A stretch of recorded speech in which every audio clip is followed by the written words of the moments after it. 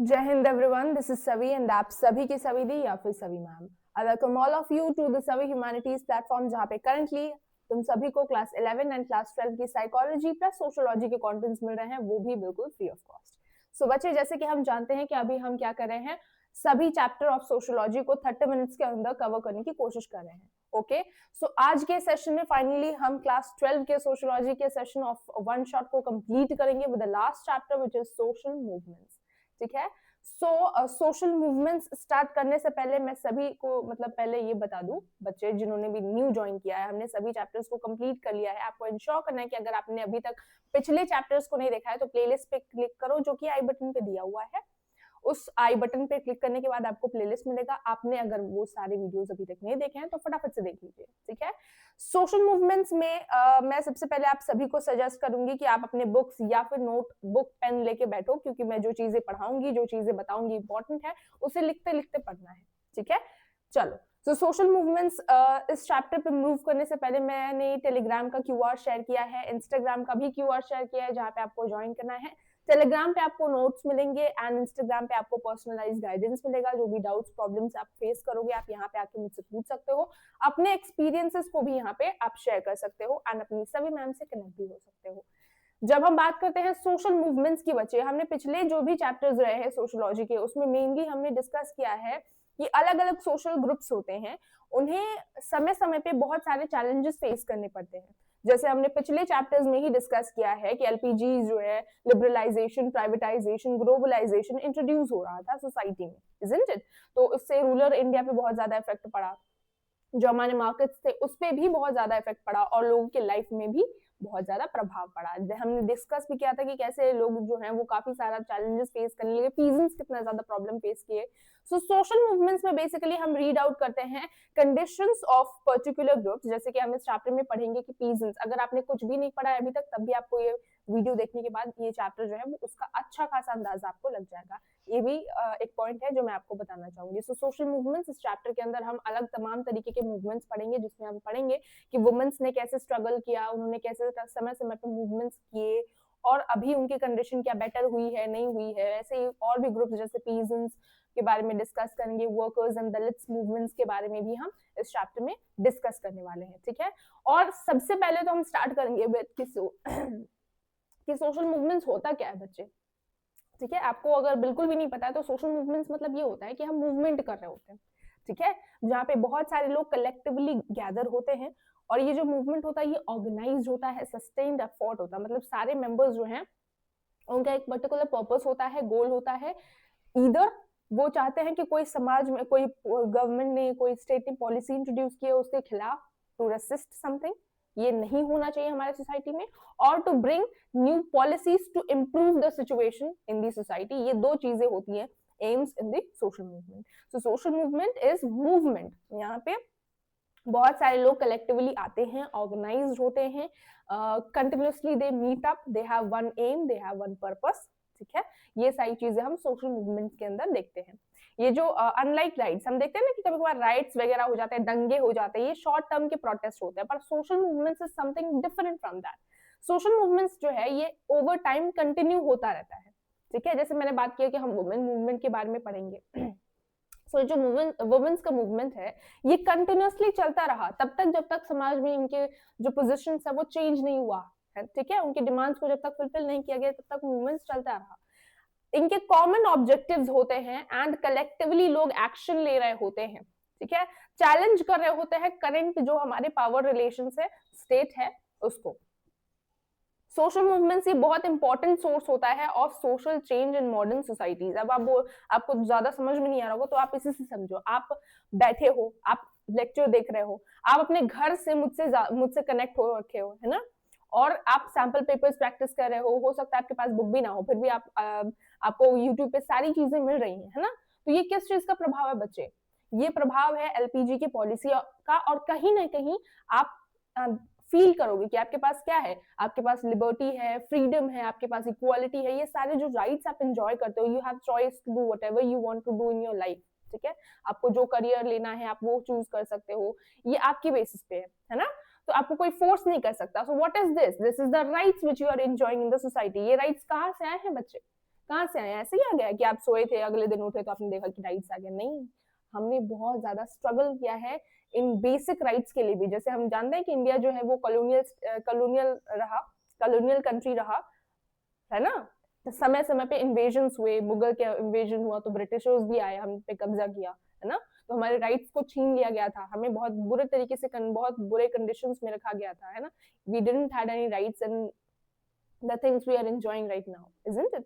So ये जो social movement है ये कलेक्टिवली बहुत मेहनत के बाद हमें मिला, बहुत मेहनत के बाद इंडिया जो है वो इंडिपेंडेंट हुआ, है ना, तो वही सारी चीजें आपको यहाँ पे बताने की कोशिश की जा रही है। अगर आप बुक में देखोगे तो हमने डिस्कस किया है particularly about, if you remember, हम लोगों ने बात किया था कि कैसे जो है हमें राइट टू वोट का जो हमारा आया है, यूनिवर्सल एडल्ट फ्रेंचाइज का जो हमारा प्रिंसिपल है वो कैसे एम ही नहीं आ गया, वो बहुत मेहनत के बाद आया है बच्चे, ठीक है। इनिशियली ये था तो हमने देखा था, हमने बात किया था चार्टर एक्ट्स वगैरह के बारे में, इफ यू रिमेम्बर, हमने डिस्कस किया था कि कैसे जो ब्रिटेन है वहां पे हमें, या फ्रांस की भी बात करो तो हमने डिस्कस किया है, हमने पहले भी पढ़ रखा है 9th क्लास में ही, कि कैसे शुरुआत में वोटिंग राइट सिर्फ उन लोगों के पास था, उन मेंस के पास था जो कि जिनके पास प्रॉपर्टी थी और जो एलाइट क्लास से थे।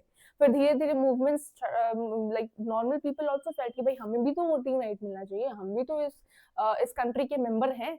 तो देन वी सॉ दैट जो मेंस है वो भी अगेन मूवमेंट उन्होंने किया, ठीक है, they felt that they are also rational beings and they should also have the right to vote. Then after some time हमें देखने को मिलता है कि अब all men's को, adult men's को जो कि 20 प्लस थे, they get the right to vote. उसके बाद हम देखते हैं कि women's को voting rights नहीं मिले थे, तो then again women's भी आगे आती हैं, उन्होंने काफी टाइम तक वोटिंग राइट्स के बारे में उन्होंने स्ट्रगल किया, and then finally at this time we are seeing that they are, बहुत रिसेंटली वुमेन्स को राइट्स मिला है of what, of the right to vote, isn't it? So काफी ज्यादा स्ट्रगल करना पड़ता है कोई भी चीज को गेन करने के लिए, ऐसे ही नहीं मिल जाता है, specially in the case of social movements we are discussing over here. अब हम जब डिस्कस करते हैं, आपके चैप्टर में बताया हुआ है कि जो सोशल चेंज है और सोशल मूवमेंट है ये दोनों अलग अलग चीजें हैं। सोशल चेंज जो है ये एक ब्रॉड एंड कॉन्टिन्यूअस प्रोसेस है जो कि हमारे सोसाइटी को बहुत ज्यादा इफेक्ट करता है, ठीक है। वेल सोशल मूवमेंट्स जो है ये स्पेसिफिक होता है, ऑर्गेनाइज्ड एफर्ट होता है, जहां पे हम चेंजेस को लाने की कोशिश कर रहे होते हैं, तो चेंजेस को लाने की प्रक्रिया को हम कहते हैं सोशल मूवमेंट, ठीक है। और जो चेंज आ रहा होता है that is that affects the society is a product somewhere. So social movements जो है ये एजेंट्स होते हैं ऑफ सोशल चेंज, मतलब जब हम सोशल मूवमेंट करते हैं तब हमारे सोसाइटी में चेंज आता है, जब आप प्रयास करते हो तभी आपके अंदर कुछ इंप्रूवमेंट्स आते हैं। आप मान लो कि आप इस स्टेज में बहुत ज्यादा पीछे छूट गए हो, आपका सिलेबस में भी नहीं हुआ होगा, आप बहुत ज्यादा पीछे हो, आपने कुछ नहीं पढ़ा है मान लो, तो ये क्या है, ये प्रॉब्लम है, ठीक है। तो आप जब तक कोशिश नहीं करोगे जब तक आप कोशिश नहीं करोगे तब तक चेंज नहीं आएगा आपका कंडीशन में, ठीक है। तो यहाँ पे यही बताने की कोशिश की जा रही है सोशल मूवमेंट्स में भी, social movements are the process जिसके थ्रू हम चेंज लाने की कोशिश करते हैं, विच इज सोशल चेंज। तो सोशल मूवमेंट्स जो है ये एजेंट्स होते हैं जो समाज में चेंज लाने की कोशिश कॉन्स्टेंटली करते रहते हैं, ठीक है। कैरेक्टर्स या फीचर्स की बात करेंगे सोशल मूवमेंट्स को हम कैसे डिफाइन कर सकते हैं, क्या चीजें इसमें होती ही होती हैं। सबसे पहले एक लीडर और ऑर्गेनाइजेशन होता है, ठीक है। सोशल मूवमेंट हो रहा है तो कोई ना कोई लीड कर रहा है, जैसे हमने बात पढ़ा था ना कि इंडिपेंडेंस स्ट्रगल हुआ था तो उसे भी लीड किया गया था गांधी जी के द्वारा। कलेक्टिव एक्शंस यानी कि लोग, अब मान लो ग्रुप बन गया है, ठीक है, अब ग्रुप बन गया है तो ग्रुप के एक ही मेंबर सिर्फ लीडर इंस्ट्रक्ट करेगा और बाकी सब काम करेंगे नहीं करेंगे, तो सबका काम करना बहुत ज्यादा जरूरी है, कलेक्टिवली मीटअप करना भी बहुत ज्यादा जरूरी है, एंड ये पता करना कि ये क्या कंडीशन, मतलब मान लो कि आपको गोल मिला था कि आपको इस टाइम तक ये काम कम करके खत्म करना है, तो आपने किया कि नहीं, तो ये कांस्टेंट प्रोग्रेस भी चेक करना, ये भी सारी चीजें इसके अंदर आती हैं। शेयर्ड आइडियोलॉजी होते हैं, कॉमन गोल्स होता है, सस्टेन्ड नेचर होता है, सस्टेन्ड नेचर मतलब कि एक दूसरे से मिलते रहना, बातचीत करते रहना, एक स्ट्रैटेजी होती है, ठीक है। प्रोटेस्ट करते हैं, कैंपेनिंग, मार्चेस, ये सारी चीजें समय समय पे होती रहती है। पर्पस ओरिएंटेड ये लोग होते हैं, ठीक है, ये लोग ज्यादातर पर्पस ओरिएंटेड होते हैं, वायलेंस नहीं होता इसके अंदर, ठीक है। So that is one of the thing आपको पता होना चाहिए। Next is ecological movement. अब आपके यहाँ पे आपको इकोलॉजिकल मूवमेंट्स के बारे में बताने की कोशिश की जा रही है। आपको पता होगा ना इकोलॉजिकल मूवमेंट्स क्या होता है बच्चे? इकोलॉजिकल मूवमेंट्स आर दोज जो कि एनवायरनमेंट को प्रोटेक्ट करने के लिए होता है। आपको पता है ना एनवायरनमेंट जो है वो कॉन्स्टेंटली हम देख रहे हैं कि एनवायरनमेंट में थ्रेट्स आ रहे हैं, है ना, ग्रीन हाउस गैस का एमिशन हो रहा है, right. So we are seeing that global warming की प्रॉब्लम बढ़ती जा रही है ना, ग्लोबल वार्मिंग की प्रॉब्लम जो है वो बढ़ती जा रही है। सो उसे डील आउट करने के लिए we are trying to protect और conserve our environment, and that is ecological movements के अंदर हम पढ़ते हैं। इसमें हम देखते हैं कि कैसे डेवलपमेंटल प्रोजेक्ट्स लाया जा सकता है to ensure the conservation of what of environment और livelihood needs, यानी कि हम कोशिश करते हैं कि हम ज्यादा से ज्यादा अपनी नीड्स को फुलफिल कर पाए विदाउट हार्मिंग द नेचर्स। ये हम इकोलॉजिकल मूवमेंट्स के अंदर इस चीज के बारे में बात करते हैं। चिपको मूवमेंट एक बहुत फेमस मूवमेंट रहा है जिसके बारे में आपने बचपन में भी थोड़ा बहुत पढ़ा रखा होगा। चिपको मूवमेंट में क्या होता है ना, जो विलेजर्स होते हैं वो क्या करने की कोशिश करते हैं, वो ट्री को कटने से प्रिवेंट करने के लिए क्या करते हैं, ट्री को हग कर रहे होते हैं। ठीक है, सो पूरी स्टोरी हमने पढ़ी थी चैप्टर के अंदर डिटेल में, जहाँ पे हम देखते हैं कि कैसे कॉन्ट्रैक्टर्स आते हैं, ठीक है, फॉरेस्ट में जाते हैं और कॉन्ट्रैक्टर्स और कोशिश करते हैं क्या करने की, वो कोशिश करते हैं पेड़ों को काटने की, ठीक है, so as to do the work, so as to produce furnitures and all which we use in our day to day life. So वो क्या करते हैं, कॉन्ट्रैक्टर्स जाते हैं पेड़ को काटने की कोशिश करते हैं, पर जो विलेजर्स हैं वो उनकी लाइफ पूरी की पूरी जो है वो फॉरेस्ट पे ही डिपेंडेंट है। क्यों बच्चे, क्यों फॉरेस्ट में डिपेंडेंट है? बिकॉज वो वहां से उसको खाना, उन लोगों को खाना पीना लकड़ी वगैरह भी मिलता है ठंड में। सो ये सारी चीजें हैं, तो बेसिक जो उनकी जरूरत है वो फुल्ली डिपेंडेंट थे ऑन दी इकोलॉजी। एंड उन्होंने ऑब्जर्व किया था, जो गांव वाले थे उन्होंने ऑब्जर्व किया था क्या बच्चा, कि जैसे ही मतलब पेड़ को काटा जाता है ना, तो वो लोग ऑब्जर्व करते हैं कि फ्लड वगैरह जैसी समस्याएं बढ़ जाती है उनके एरिया में। ठीक है, तो उन्होंने फील किया that there is very much like हमारे नीड्स के लिए भी बहुत ज्यादा जरूरी है कि हम कंजर्व करें अपने पेड़ों को, अपने फॉरेस्ट को। हमारे नीड्स के लिए, हमारे जरूरतों के लिए भी इंपॉर्टेंट है, इकोलॉजी के लिए भी इंपॉर्टेंट है। बिकॉज अगर हम पेड़ काटते हैं तो हमने ऑब्जर्व किया कि हमारे विलेज का जो वेदर वगैरह है उसमें भी इफेक्ट पड़ता है। So combined ecological, economic and political concerns. अब जब कॉन्ट्रैक्टर्स गवर्नमेंट के द्वारा मेनली भेजे जाते हैं फॉर वर्क पर्पस, सो जो विलेजर्स हैं और जो गवर्नमेंट है, स्टेट है, उसके बीच में थोड़ी सी अनबन चलती है। बिकॉज कॉन्ट्रैक्टर्स को वो भेजते हैं कि भाई फॉरेस्ट पे माइनिंग प्रोजेक्ट्स वगैरह करना है, ठीक है। विलेजर्स क्या कहते हैं कि गवर्नमेंट उधर दूर बैठी है, उन्होंने उनको पता भी नहीं है कि हमारी कंडीशन कैसी है, फ्लड आता है हमारे यहाँ तो हमें प्रॉब्लम्स फेस करनी पड़ती है, उन्हें पता भी नहीं है ये सारी प्रॉब्लम्स के बारे में, वो दूर बैठ के यहाँ पे इंस्ट्रक्टर मतलब कॉन्ट्रैक्टर भेज रहे हैं।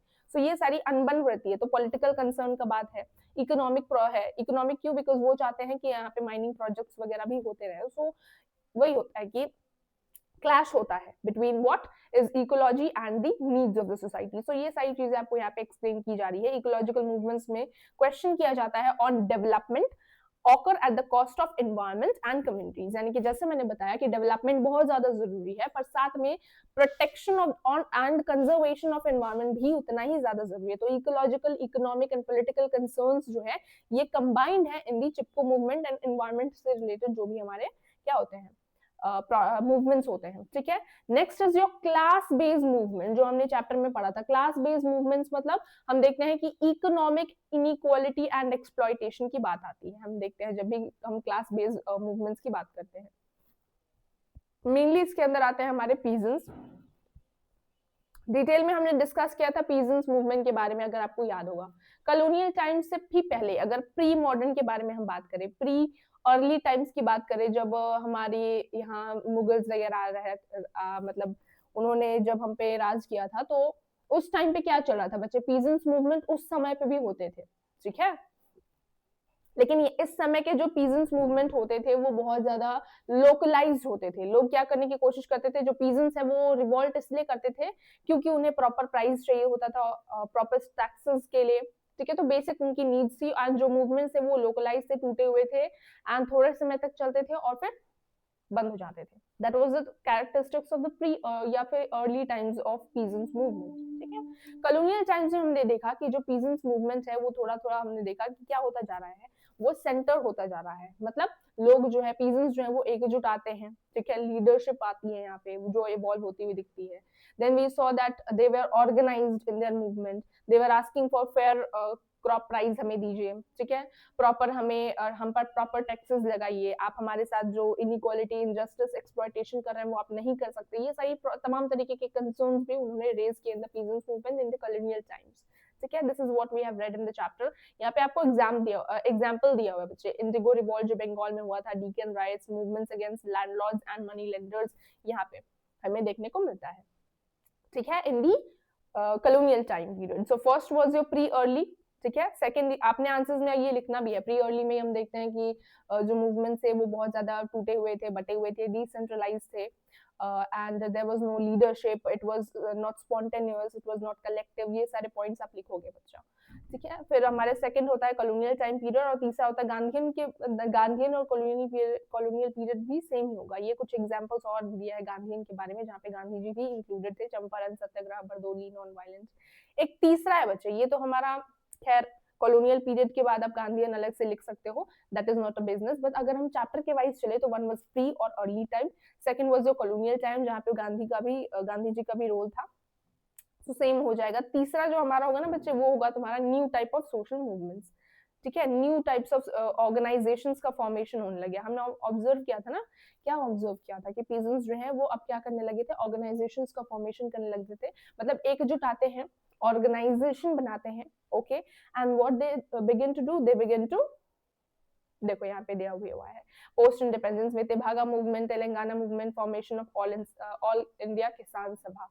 So we saw that new farmers movement होते हैं, which is the third point which I am trying to explain you बच्चा, जहाँ पे हम देखते हैं 1970s से onwards देखते हैं कि peasants जो है वो organizations बनाने लग जाते हैं, okay, जहाँ पे वो क्या करते हैं, एकजुट आके they are discussing about what, they are discussing about कि हमें फोकस करना चाहिए ऑन फेयर प्राइसेस, हमें होने चाहिए, सब्सिडीज, लोन्स प्रॉपर्ली हमें मिलना चाहिए। देन यहाँ पे लोकल जो नॉन पार्टी मतलब पार्टीज का पार्टिसिपेशन कम ही देखने को मिलता है, यहाँ पे स्ट्रॉन्ग रीजनल लीडरशिप देखने को मिलता है। तो ये सारी तमाम तरीके की चीजें हैं बच्चे जो हम देख रहे हैं यहाँ पे करंट टाइम में भी, जो कॉन्टेम्प्रेरी टाइम्स है जहाँ पे काफी सारे यूनियंस बने हुए हैं पीजेंट्स के, जहाँ पे वो क्या कर रहे हैं, ऑर्गेनाइजेशन से कह सकते हैं हम उन्हें आपके अंडरस्टैंडिंग के लिए। So continuously they are current time में, अगर फोर्थ आप पॉइंट बनाना चाहो तो कंटेम्प्रेरी टाइम्स में आप बता सकते हो पीजेंट्स का कंडीशन ये है कि they are still in organisations and they are discussing about what, कि हमें ग्लोबलाइजेशन से प्रोटेक्शन करो, ठीक है। इस तरीके के नए नए डिमांड्स उनके आगे आ रहे हैं। प्रॉपर फर्टिलाइजर्स के बारे में बात कर रहे हैं, एनवायरमेंट कंजर्वेशन के बारे में भी बात करते हुए दिख रहे हैं in the new times. Old times में और न्यू टाइम्स के जो सोशल मूवमेंट्स है उसमें भी डिस्टिंक्शन है, जो हम आगे अभी आपको बताएंगे। वर्कर्स के मूवमेंट जो है वो हमारे सेकंड टाइप ऑफ मूवमेंट है, जहाँ पे हम देखते हैं कि इमर्जेंस होता है, इंडस्ट्रियलाइजेशन, आपको याद है इंडस्ट्रीज का सेटअप होता है हमारे कंट्री में, जहाँ पे जो वर्कर्स है, पिछले ही चैप्टर में मैंने आपको पढ़ा था कि वर्कर्स की कंडीशन कितनी खराब है ना। दे वांट यू कि आप असेंबली लाइन के हिसाब, मतलब मशीन जितने स्पीड में काम कर रहा है, इंसानों को भी उतनी ही स्पीड में काम करना है, 12 घंटे तक आपको काम करते रहना है, ठीक है। आपको इतना एक्सप्लॉइटेशन, आपको ब्रेक जो है वो पूरे दिन में 1 घंटा या फिर 2 घंटा, हार्डली 2 घंटे का ब्रेक आपको पूरे दिन में मिल रहा है। चाय का भी ब्रेक जो मिल रहा है वो भी गिन के आपको मिल रहा है, खाने के लिए भी आपको गिन के टाइम का ब्रेक मिलता है। तो ये कंडीशन है एक्सप्लॉइटेशन की in the workers movement. So that workers का जो है वो इतना हार्श कंडीशन था, that's why they came and they protested, ठीक है। अर्ली जो प्रोटेस्ट थे ये स्पॉन्टेनियस थे। लेटर फॉर्मेशन हम देखते हैं कि लेटर जो है पहले जो था वो स्ट्राइक्स करते थे वर्कर्स हमारे, आपको याद होगा बॉम्बे टेक्सटाइल स्ट्राइक ऑफ 1917 की बात की हमने, तो वो बॉम्बे का स्ट्राइक्स हमने डिस्कस किया था, वो उसके बारे में हमारे कुछ प्रोस थे कुछ कॉन्स थे जो हमने डिस्कस कर रखे हैं। देन हम देखते हैं कि अभी ट्रेड यूनियंस जो है वर्कर्स ने बना रखा है। ट्रेड यूनियंस में बेसिकली वो करते क्या है बच्चा, वो करते हैं बेटर वेजेस की डिमांड, वो कहते हैं कि हमें proper working conditions and job security मिलना चाहिए। आजकल के टाइम पे जो वर्कर्स हैं, मतलब वर्कर्स ही ना कहो, एम्प्लॉयर्स जो है वो काम करते हैं तो उनका टाइम जो है वो फिक्स्ड है कि आप इतना से इतना तक काम करोगे, आपको प्रमोशंस मिलते रहेंगे, है ना। एंड अगर आप अच्छा काम करते हो तो आपको रीइंफोर्समेंट, मतलब वो होता है ना, क्या बोलते हैं, रिलैक्समेंट मिलता है एंड कंसिस्टेंट आपको सपोर्ट मिलता रहता है ना।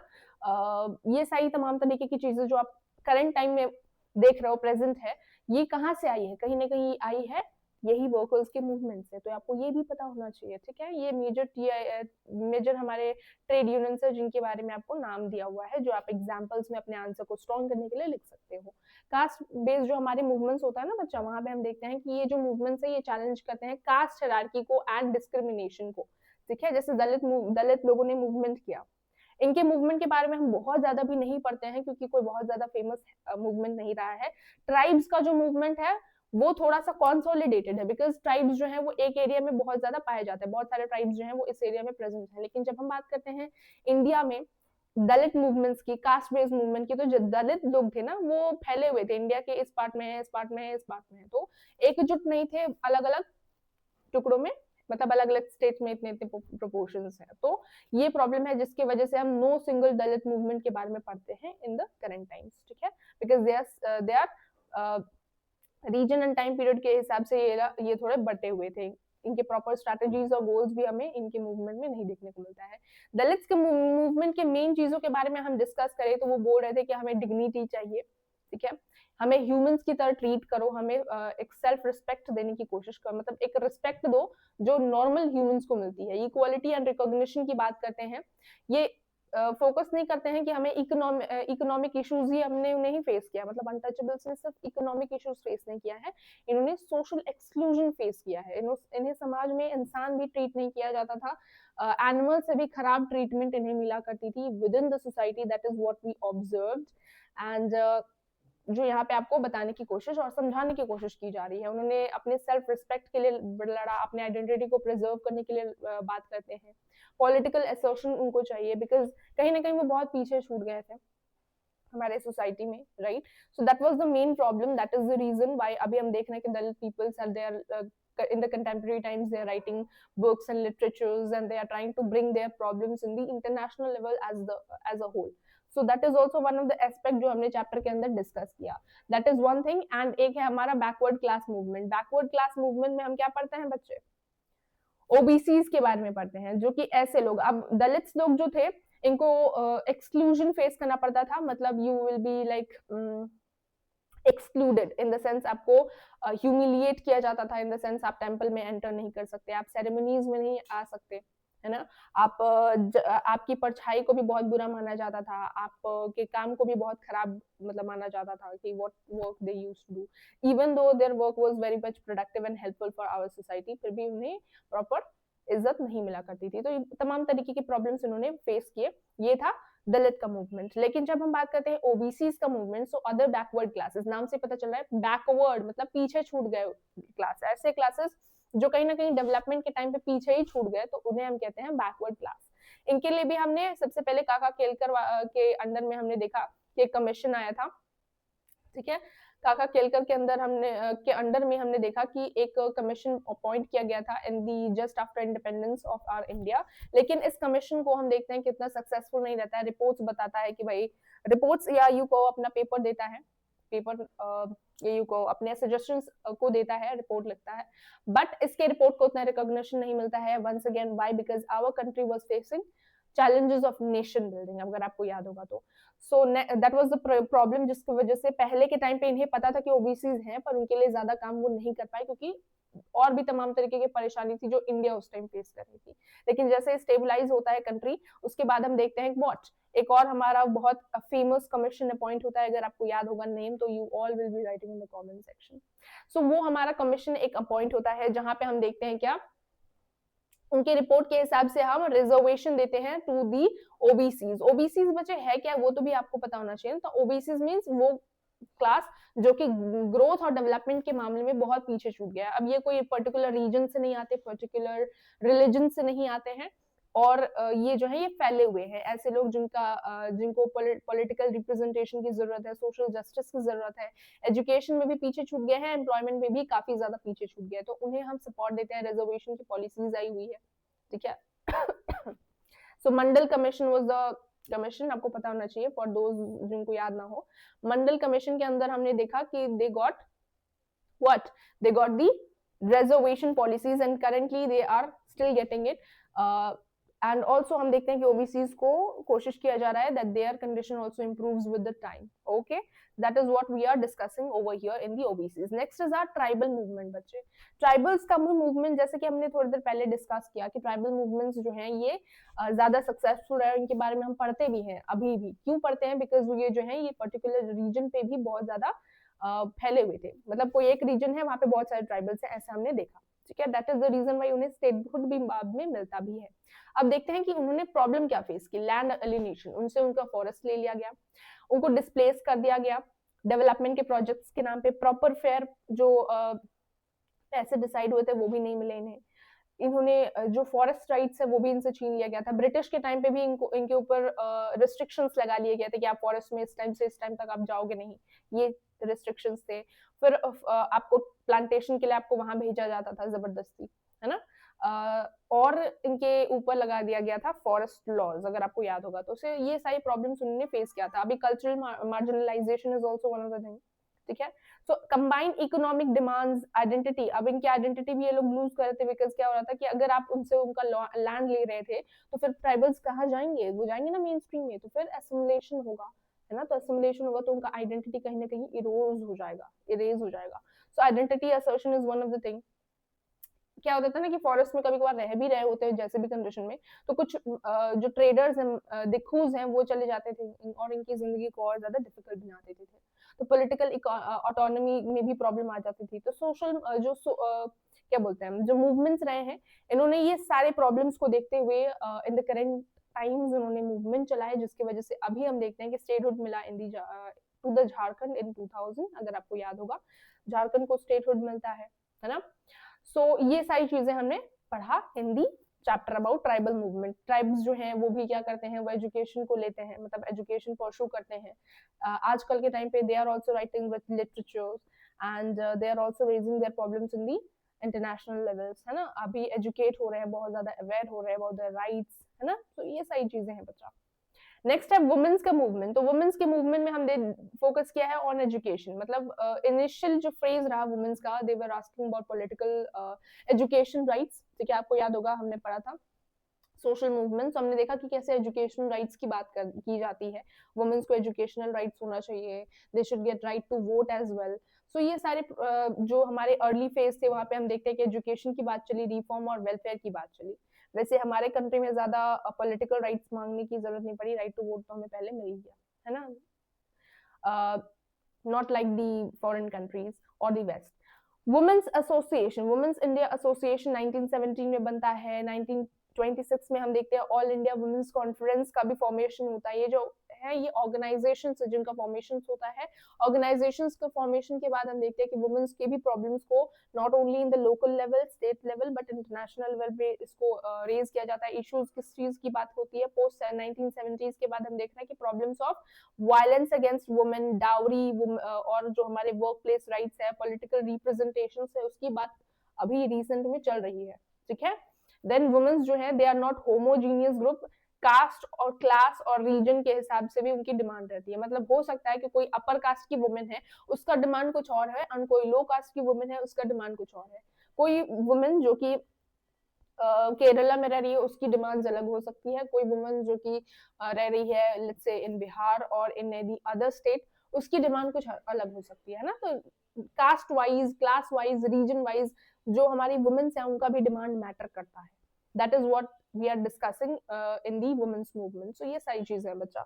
डिफरेंट टाइप्स ऑफ मूवमेंट्स की बात करें तो 3 प्रकार से हमारे मूवमेंट्स को क्लासिफाई किया गया है अकॉर्डिंग टू द सोशियोलॉजिस्ट। एक होता है रिफॉर्मिस्ट मूवमेंट, आपके एग्जाम के लिए ये बहुत इंपॉर्टेंट है बच्चा, आपको पता होना चाहिए ये, ठीक है।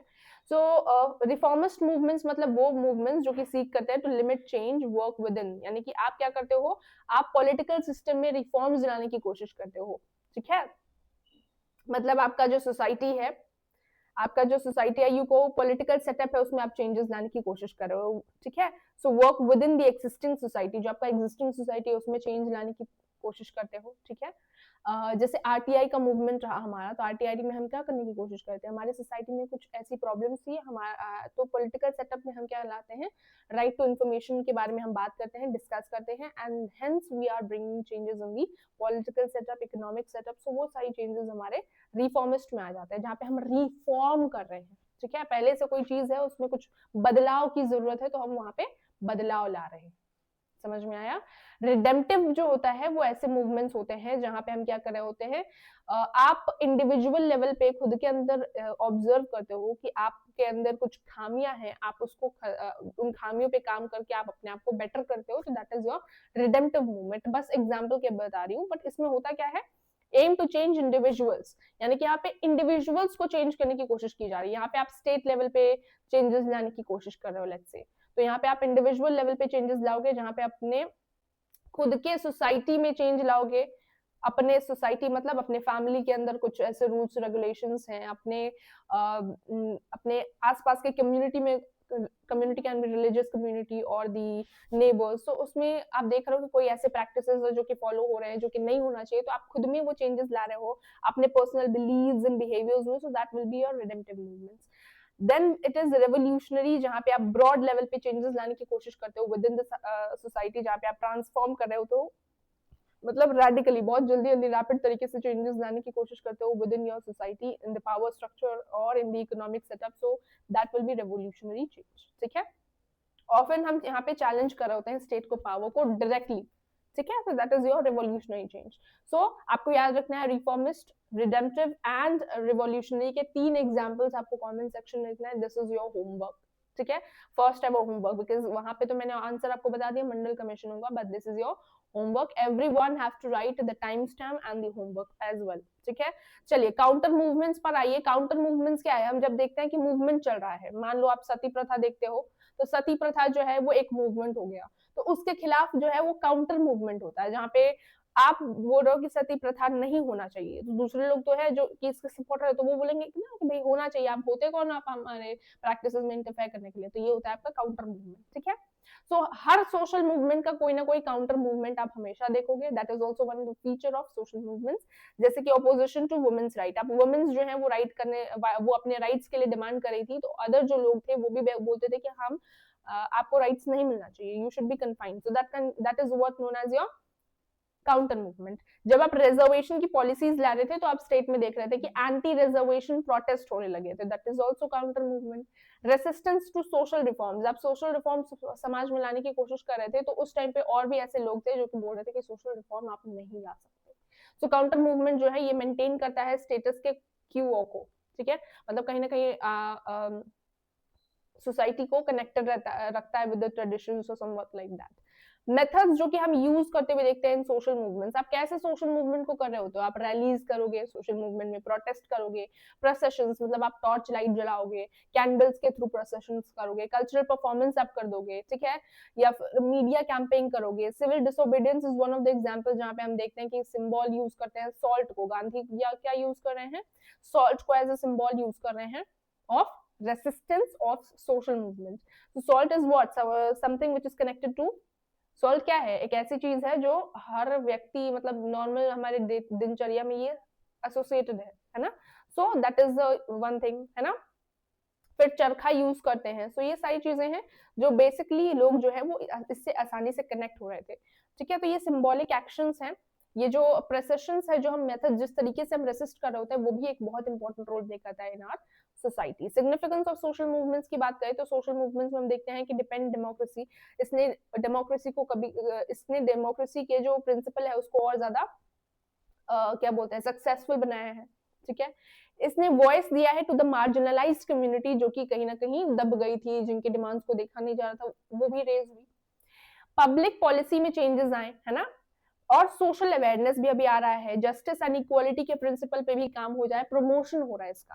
तो कंक्लूजन की बात करें बच्चा, तो सोशल मूवमेंट्स जो है ये एसेंशियल है, क्यों? बिकॉज समाज में बहुत तेजी से बदलाव आ रहे हैं, इंडिया में बहुत तेजी से चेंजेस आ रहे हैं। To understand all those social changes and to understand the conflicts, inequalities and aspirations, अगर आपको सोसाइटी में ग्रोथ लाना है etcetera, then also it is very important. समाज में आप कुछ ब्रॉड लेवल पे चेंज लाना चाहते हो, किसी की सिचुएशन बेटर ऑफ करना चाहते हो, या फिर आपका गोल है कि आप समाज में कुछ अच्छा करोगे, तो उसके लिए आपको पता तो होना चाहिए कि समाज में कैसे अच्छी चीजें हुई हैं, समाज कैसा रहा है, वो है क्या, डेमोक्रेसी क्या है, कॉन्फ्लिक्ट्स क्या रहे, इनइक्वालिटीज क्या है, कैसे हमारे सोसाइटी में अलग अलग ग्रुप्स जो है वो डिवाइडेड है। So everything you have to know, then only you can bring समाज में changes. So that is why you are reading sociology, and that is why you are reading social movements. So I hope this chapter is crystal clear to you, and also I hope कि अब इसके बाद आपको ये पूरा sociology भी समझ आ गया होगा काफी हद तक। So here you go with MCQs, आपको रीड आउट करना है, आपको पीपीटी भी रीड आउट करना है जो मैंने आपको अभी तक पढ़ाया, असर्शन रीजन है, शॉर्ट क्वेश्चंस हैं जो कि 1-2 मार्क में पूछा जा सकता है, 3-4 मार्क के लिए भी, एंड लॉन्ग आंसर्स भी आपको रीड आउट करना है। टेलीग्राम पे नहीं हो, टेलीग्राम को ज्वाइन करना है, इंस्टाग्राम पे नहीं हो, इंस्टाग्राम पे ज्वाइन करना है। अगर अभी तक आपने सेशन को देखा है तो do not forget to what, comment do not forget to subscribe to the channel अगर अभी आपने नहीं किया है तो। ऑल्सो सेशन को लाइक करना भी नहीं भूलना है। कमेंट में जरूर से बताना है मेरे सभी बच्चों को कि सेशन हेल्पफुल रहा कि नहीं, चीजें समझ में आई कि नहीं, कुछ डाउट तो नहीं रह गया है। Everything you have to write down. Homework लिखना भी नहीं भूलना है, ठीक है। मैं चेक करती हूँ कमेंट्स में कौन होमवर्क लिख रहा है, कौन कितना अटेंशन पे किया है। ओके चलिए, सो इसके बाद हमारा जो सोशियोलॉजी का वन शॉट है वो कंप्लीट होता है। I want everyone to to focus more and हम जल्दी अब साइकोलॉजी के भी सेशंस लाएंगे, ठीक है। Till then take care everyone, मिलते हैं नेक्स्ट सेशंस में, बाय।